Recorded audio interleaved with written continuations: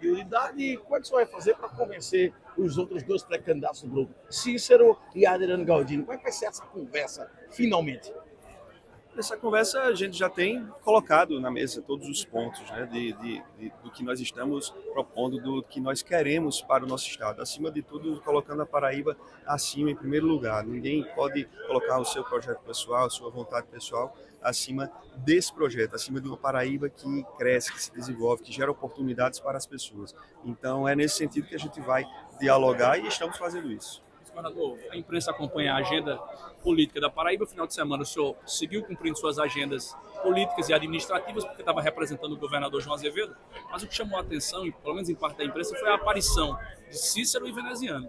Porque Veneziano faz oposição ao governo. Como é que o senhor enxerga esse movimento do prefeito da capital? Isso lhe incomoda, vice-governador? Bom, eu prefiro falar mais por mim, e eu só ando com meus aliados. Então, acho que todo mundo vê isso com muita clareza, né, da minha parte, da minha atitude, até porque são eles, são meus aliados que nos apoiam, que estão conosco, que nos colocaram aqui. Se dependesse do senador veneziano, nem eu seria vice-governador, nem o governador seria governador, e nem o prefeito Cícero seria prefeito. Então, a gente tem que ter eu caminho nessa linha, e é assim que eu vou continuar seguindo e buscando essa unidade do grupo, inclusive utilizando essa forma da gente fazer política, né, de maneira correta.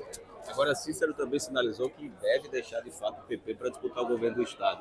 Isso surpreende, de certa forma? Olha, acho que cada um é livre, né? Cada um é maior de idade para tomar suas posições, suas decisões.